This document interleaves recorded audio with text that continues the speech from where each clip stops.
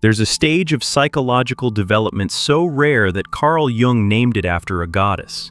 He called it Sophia, and he was convinced that almost nobody arrives there, not because it's hidden away in some secret teaching, but because the road that leads to it asks you to surrender nearly everything you assumed wisdom was supposed to feel like.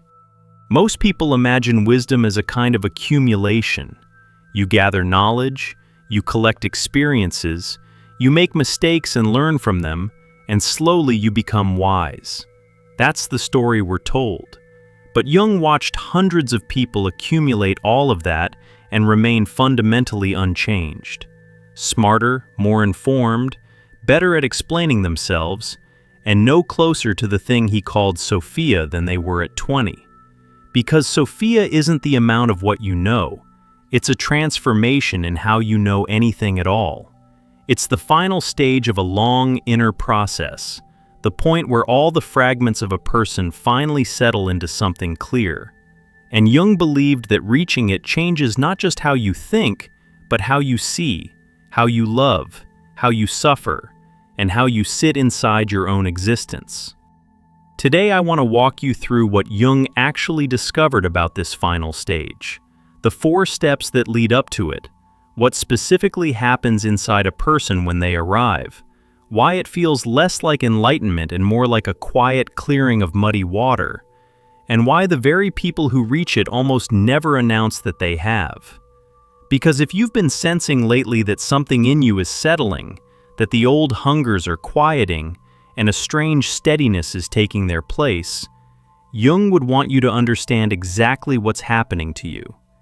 You may be closer to Sophia than you think. Let me start with where the word comes from, because Jung didn't choose it casually. Sophia is the ancient Greek word for wisdom, and it appears throughout the old Gnostic writings that Jung spent decades studying in near-obsessive detail. In those texts, Sophia is not an idea. She's a presence, the divine feminine wisdom that exists at the very foundation of reality, the one who fell into the material world and had to find her way back to wholeness through suffering and descent. Jung read those texts and recognized something. He wasn't reading theology. He was reading a map of the human psyche, encoded in the language of myth.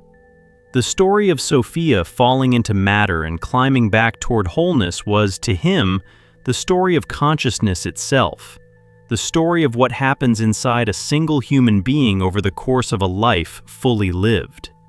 And so when Jung came to describe the inner development of a person, he borrowed her name for the highest reach of that development. He laid out 4 stages that the deepest part of the psyche, what he called the anima, the soul image, the inner bridge to everything unconscious, moves through as a person matures.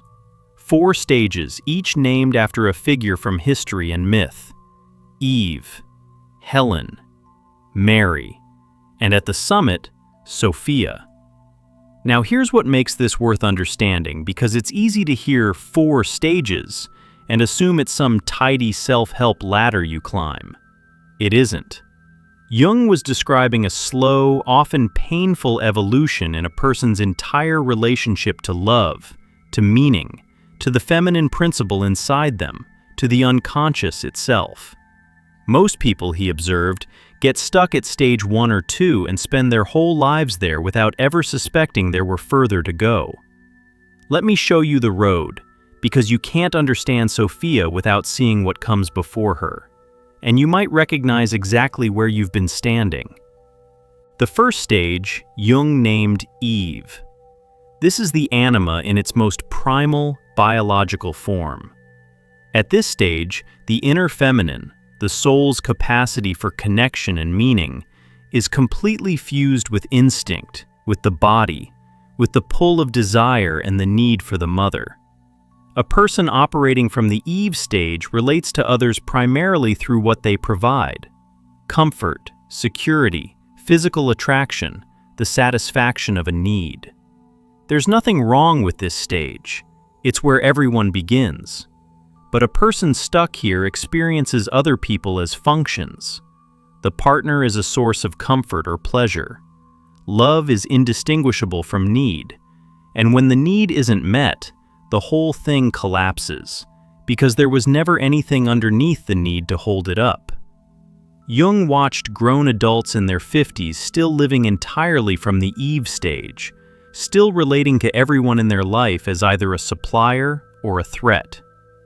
The second stage he named after Helen, Helen of Troy, the face that launched 1,000 ships. This is the anima raised to the level of romance and aesthetics. Here the person begins to see beauty, individuality, the specific, irreplaceable value of another human being. Love becomes personal rather than purely functional. There's passion, idealization, the ache of longing for a particular soul rather than just a body. This is where most of our culture lives and stays. The Helen stage is the stage of romance novels and love songs and the desperate search for the one. It's more evolved than Eve. There's real feeling here, real appreciation of the other as a person. But it's still built on projection. The beloved carries the weight of everything the person can't yet find in themselves. And when the projection cracks, when the real human being underneath the ideal turns out to be ordinary and flawed, the love curdles into disappointment. Jung saw this pattern destroy marriage after marriage.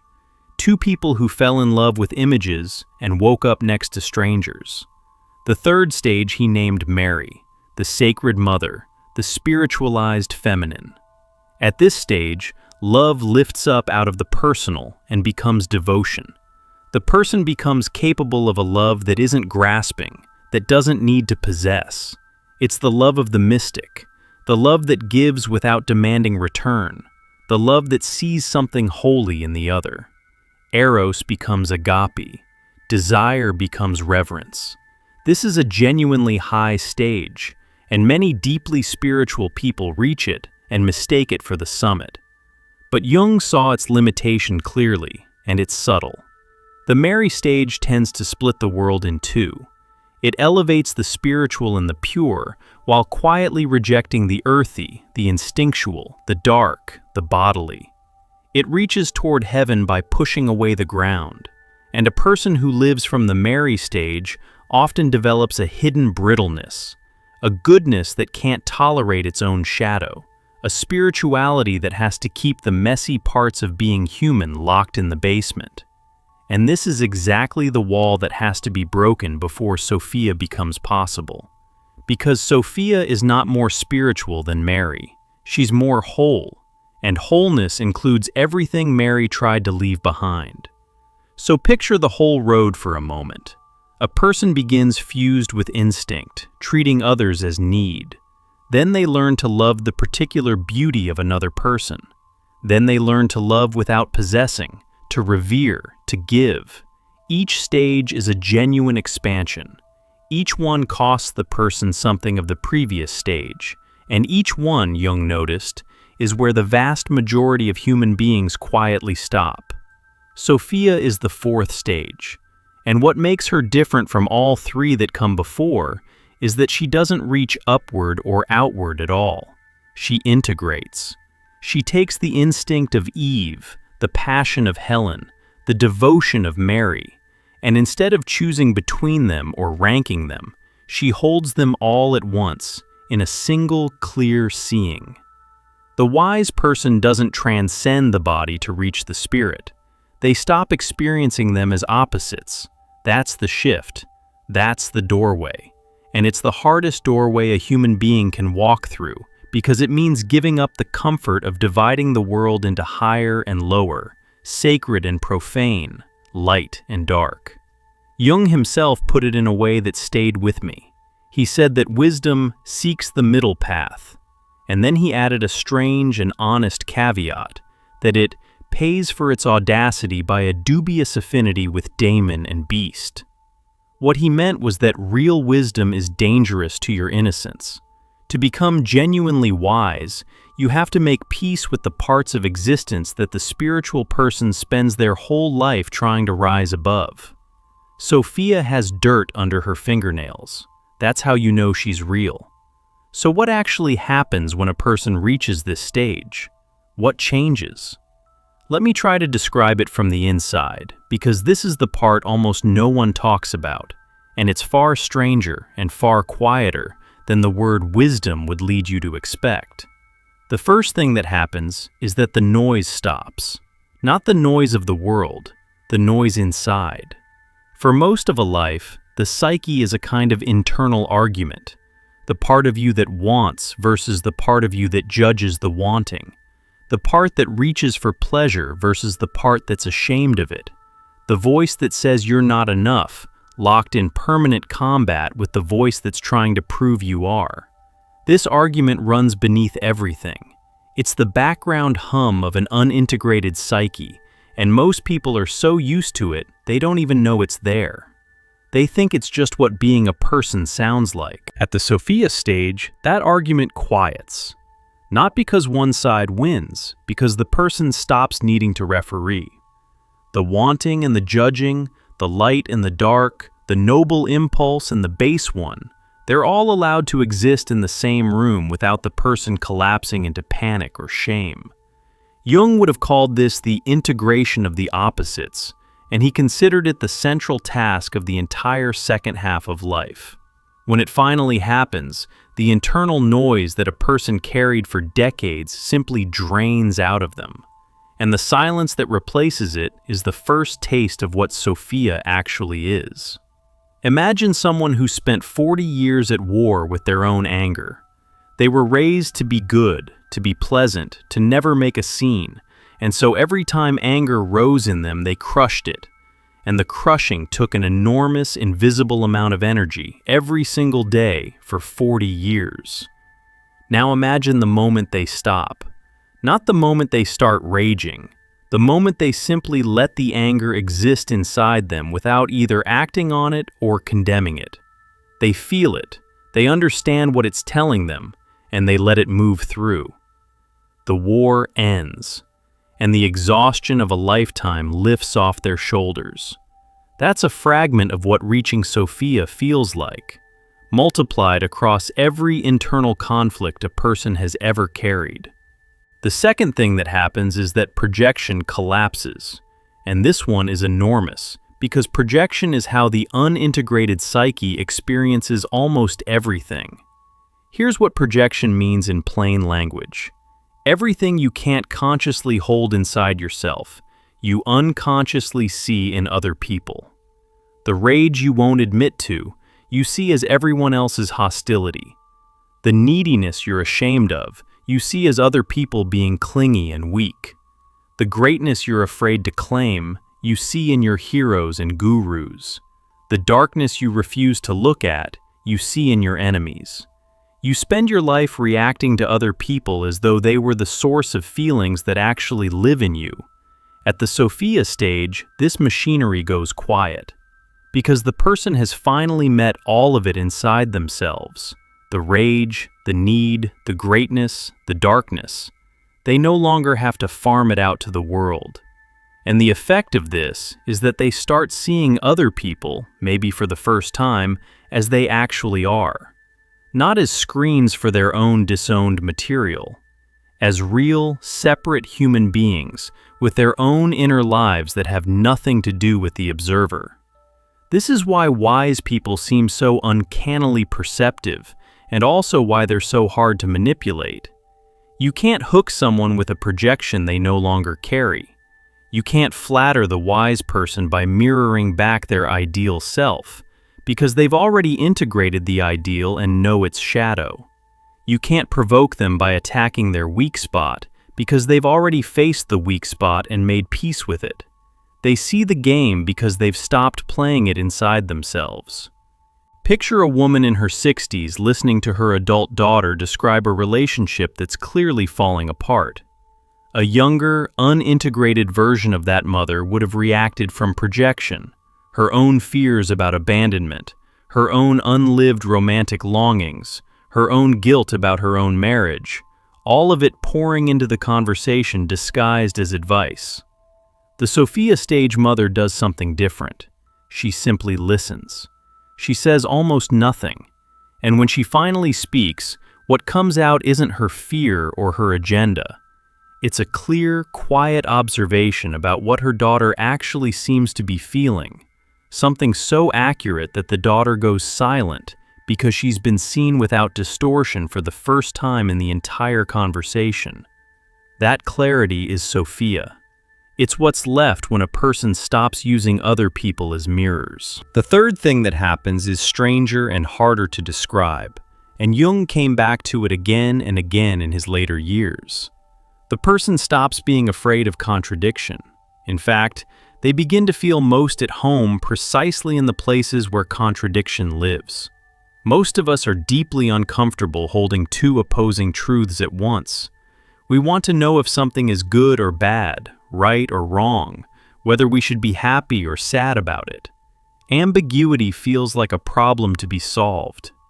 But Jung noticed that people at the Sophia stage develop the opposite instinct.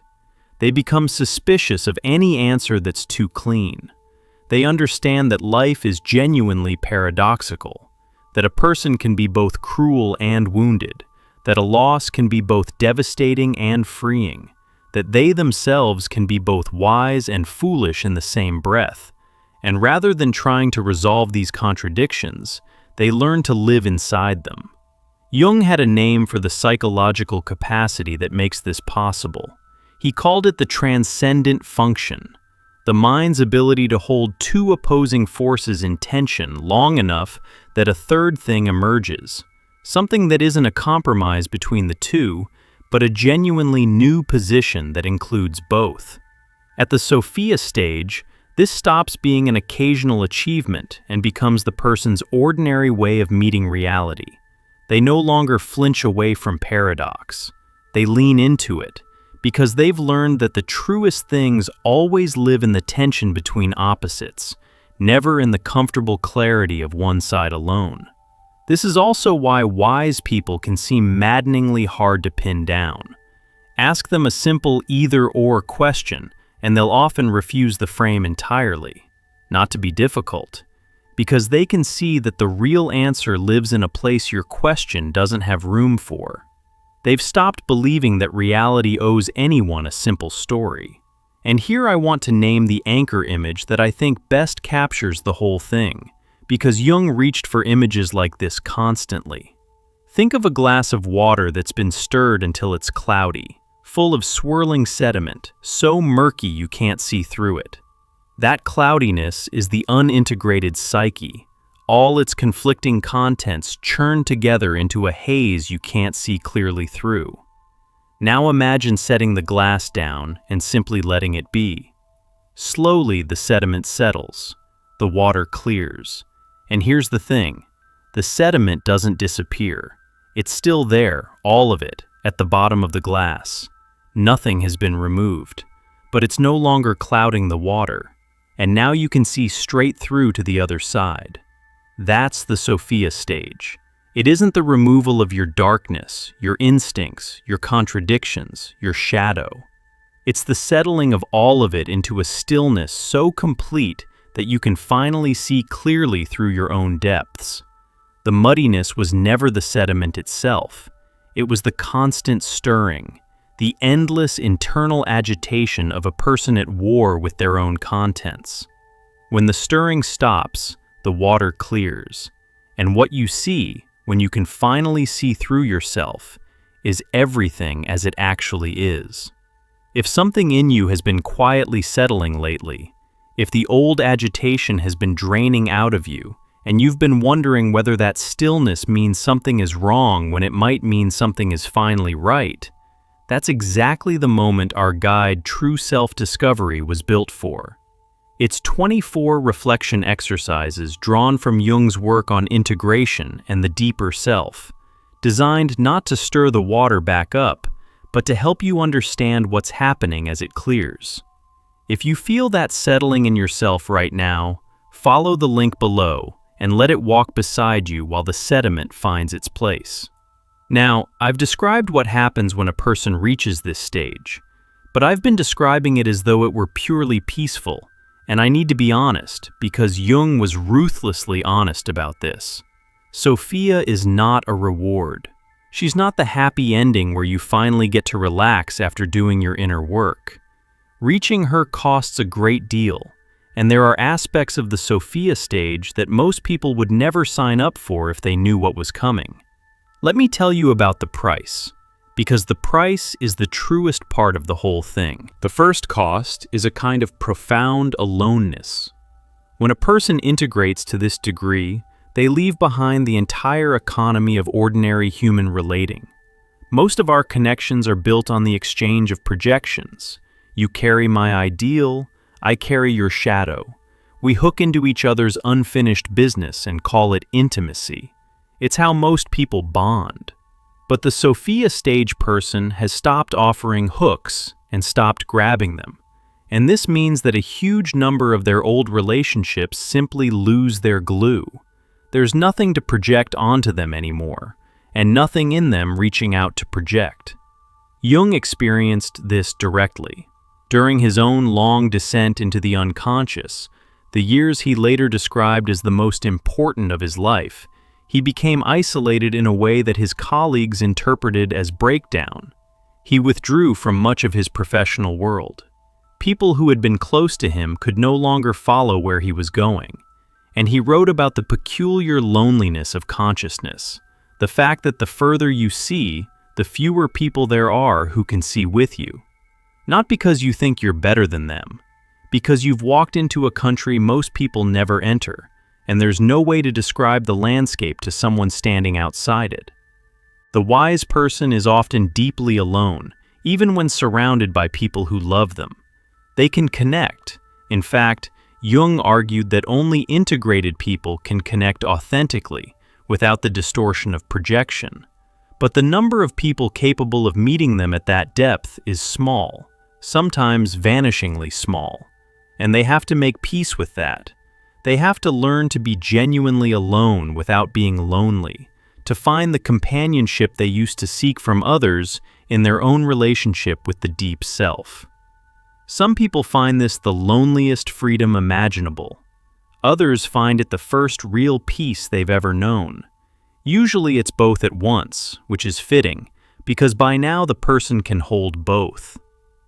The second cost is the loss of certainty, and this one surprises people, because we tend to imagine the wise old sage as someone who finally has all the answers.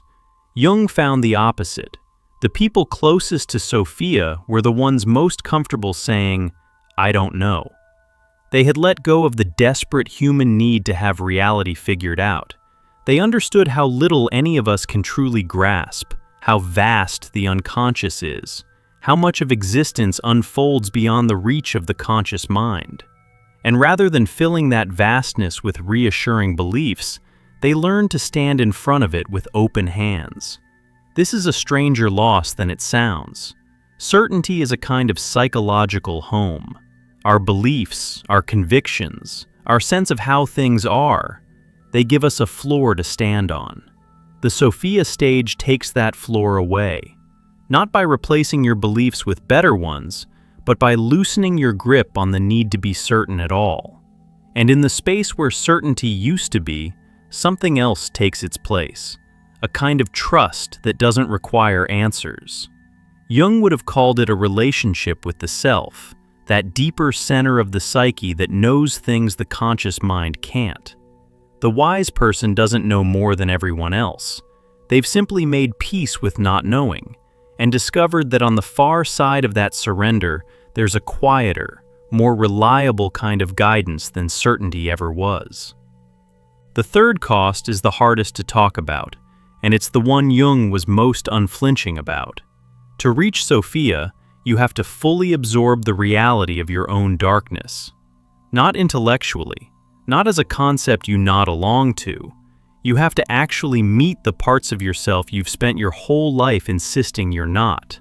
The cruelty, the capacity for betrayal, the pettiness, the hunger for power, the willingness to harm. Everything you've located in other people because you couldn't bear to find it in yourself.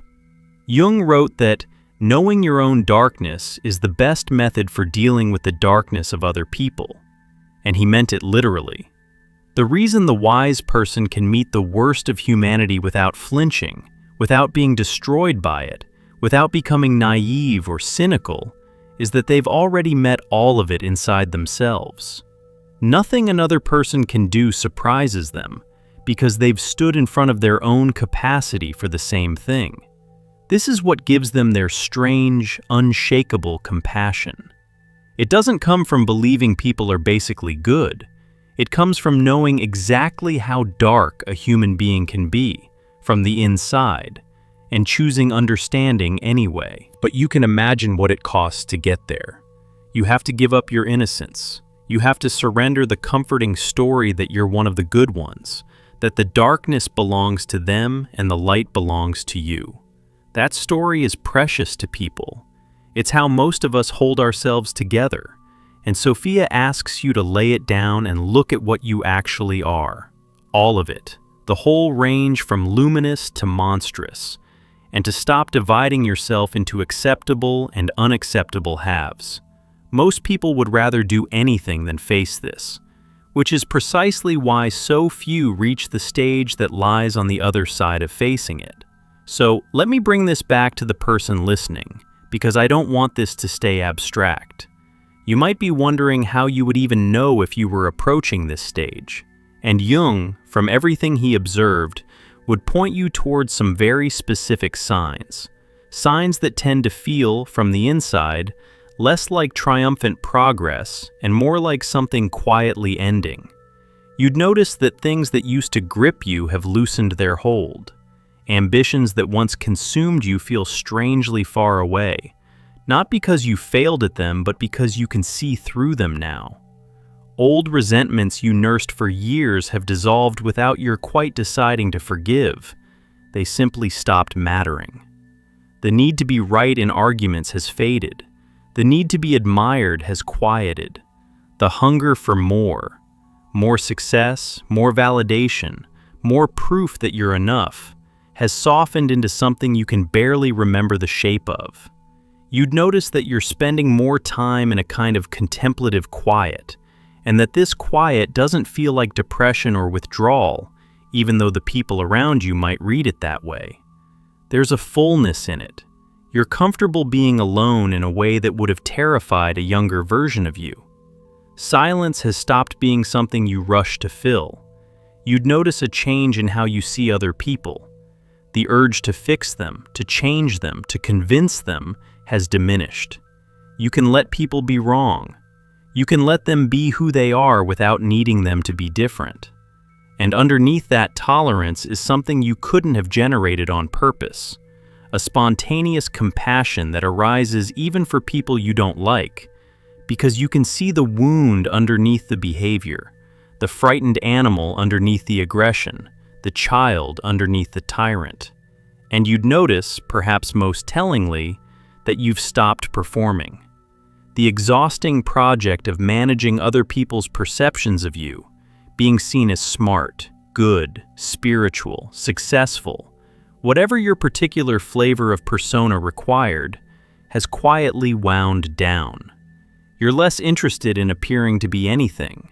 You're content to simply be what you are and let people make of it what they will. Jung considered this one of the surest signs. The false self, the persona built to win approval, loses its urgency. And in the space where all that performance used to be, there's just a person, undefended, at rest. There's a line of Jung's that I think captures the whole quality of this stage better than any technical description could. He wrote, "Who looks outside dreams, who looks inside awakes."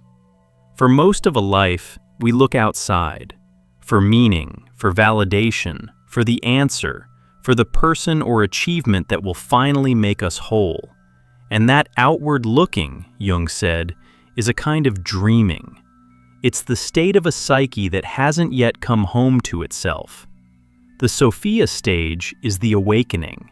It's what happens when the searching finally turns around and discovers that everything it was looking for was inside the searcher all along, buried under the sediment, waiting for the water to still. Now I want to spiral back to something because I've been describing Sophia mostly as an internal state, and Jung was clear that it doesn't stay internal. it changes the entire way a person moves through the outer world, and it does so in ways that can look, to an outside observer, almost paradoxical. The Sophia stage person often becomes simpler. Their life tends to shed complexity rather than gain it. The younger self accumulated possessions, commitments, relationships, identities, involvements, because each acquisition promised to complete something. But a person who is already whole has nothing to complete, and so their life often gets quieter, smaller, more essential. They keep what matters and let the rest fall away. This isn't asceticism or denial. It's just that the compulsion to acquire has lost its engine. When you're not trying to fill a hole, you stop needing so much. They also become, in a specific sense, more useful to the people around them, though rarely in the way they were useful before. Earlier in life, a person is useful through effort, through doing, fixing, achieving, providing. The Sophia stage person becomes useful through presence. People come to them not for solutions, but for the experience of being in the room with someone who is genuinely steady, someone whose steadiness isn't a performance. There's a particular thing that happens when a deeply integrated person simply sits with someone in pain. The pain doesn't get fixed, but the sufferer feels held in a way that changes something. Jung understood that the most powerful thing one psyche can offer another is not advice, but the felt reality of its own wholeness. The meeting of two personalities, he wrote, is like the contact of two chemical substances. If there is any reaction, both are transformed. The wise person transforms others simply by the quality of their contact. And here's a turn I want to make, because it's easy to hear all of this and start imagining the Sophia stage as a static achievement, a plateau you reach and then rest on forever. Jung would have rejected that completely, and this is one of the most important things to understand about the whole framework. Sophia is not a place you arrive and stop. It's not a finish line. Jung insisted that individuation, the process of becoming whole, is never finished. There's always more shadow to meet, more of the unconscious to integrate, more depth to descend into. The difference at the Sophia stage isn't that the work ends. It's that the person's relationship to the work has fundamentally changed. Earlier, the inner work felt like a struggle, a battle against yourself, an effortful climb toward some better version of who you were supposed to be. At the Sophia stage, it becomes something more like a dance. The person continues to grow, continues to encounter their own depths, continues to be surprised by what surfaces from the unconscious, but they meet it now without resistance, without the old panic, without the need to control the outcome. Growth stops being a war and becomes a collaboration between the conscious self and the deeper self. The person stops trying to become whole and starts living as an expression of a wholeness that's already there, endlessly unfolding. This is why Jung associated the final stages of individuation not with a triumphant sense of completion, but with a quality he found in some of the old alchemical texts, the sense of a great work that is somehow both finished and ongoing, complete in each moment and never concluded. The wise person lives in that paradox comfortably. They are done and they are just beginning, at the same time, always. And they don't experience that as a contradiction to be resolved. They experience it as the natural rhythm of a life that has finally aligned itself with something deeper than the ego's need for endings. Let me sit with the question of why this matters. Why Jung thought reaching this stage was worth the enormous cost, worth the loneliness and the loss of certainty and the surrender of innocence. Because it's a fair question. If Sophia takes so much and offers such quiet, unspectacular gifts, why not stop at Mary or even at Helen and live a perfectly good life inside a more comfortable stage? Jung's answer was rooted in something he watched happen again and again in the second half of people's lives.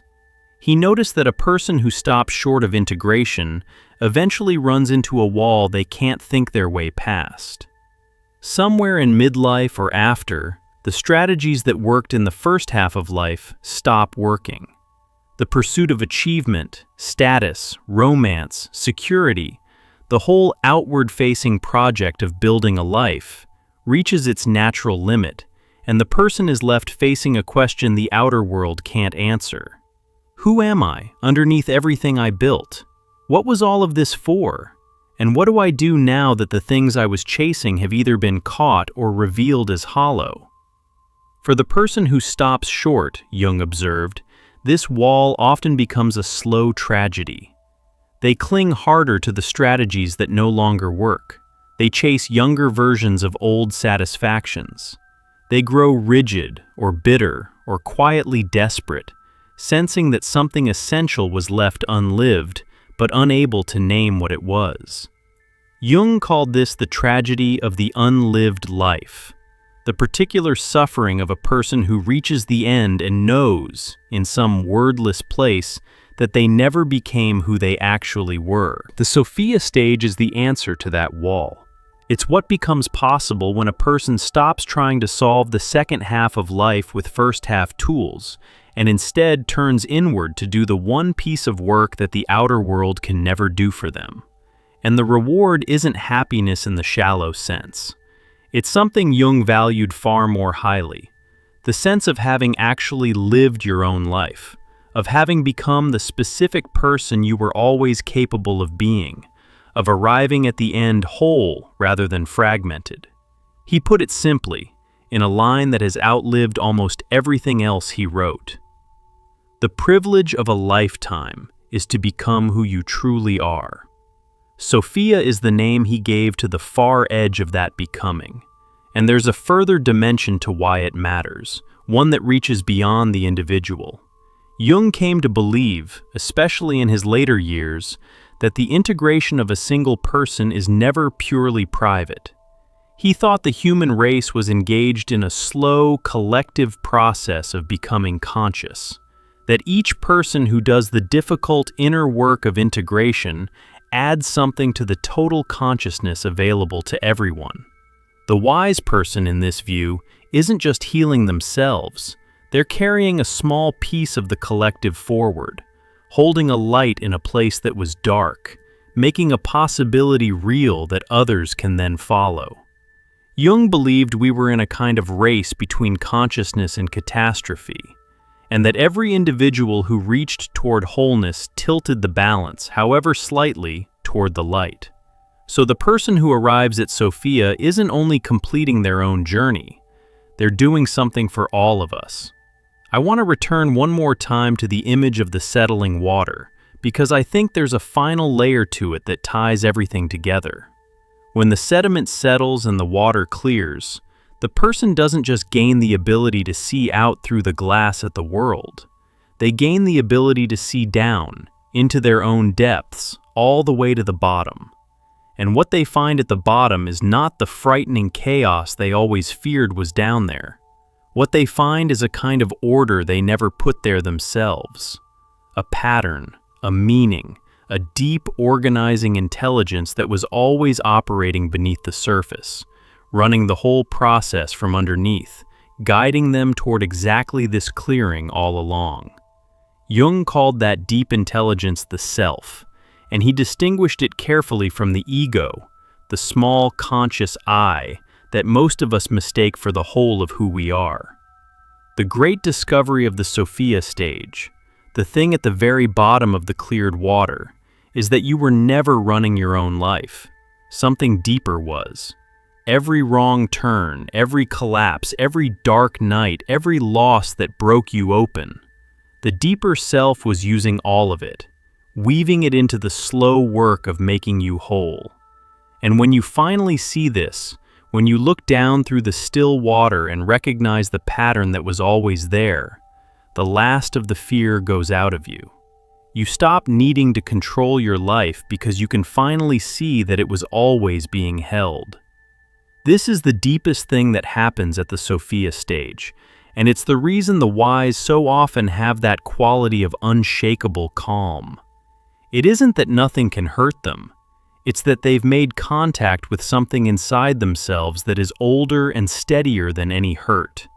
A center that holds no matter what happens on the surface. They've stopped identifying only with the small, conscious self that gets battered by circumstance, and started living from the deep self that was never in danger to begin with. That's the ground the wise person stands on, and once you felt it under your feet, you understand that it was there the whole time, waiting beneath the murk for the water to finally go still. So let me speak directly to you now, if you followed this all the way down. Maybe you recognize yourself somewhere on this road. Maybe you can feel that you've moved past Eve, past the years of relating to everyone through need. Maybe you can see that you've lived through Helen, through the great romances and idealizations and their inevitable disappointments. Maybe you've even known the Mary stage, the devotion, the reaching towards something holy, and you've begun to sense its limits, the way it asks you to keep rejecting parts of yourself in the name of being good. And maybe, lately, something new has been happening. The stirring has been slowing. The old hungers have been quieting. A strange, unfamiliar stillness has been settling over you, and part of you has been afraid of it. Afraid that the fading of your old ambitions and grievances and needs means something is wrong, that you're shutting down, giving up, growing cold. Jung would want you to consider another possibility, that what you're feeling is the sediment settling, that the water is beginning to clear, that you are not shutting down, but opening into a kind of seeing that most people never reach.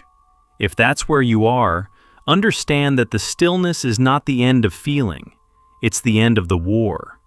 And on the far side of that war is not emptiness, but the fullest, clearest version of yourself you've ever been, the one that was always underneath, waiting for the noise to stop. You don't have to force this. You couldn't force it if you tried. Sophia doesn't come to those who chase her. She comes to those who have finally stopped stirring the water and let themselves become still enough to see.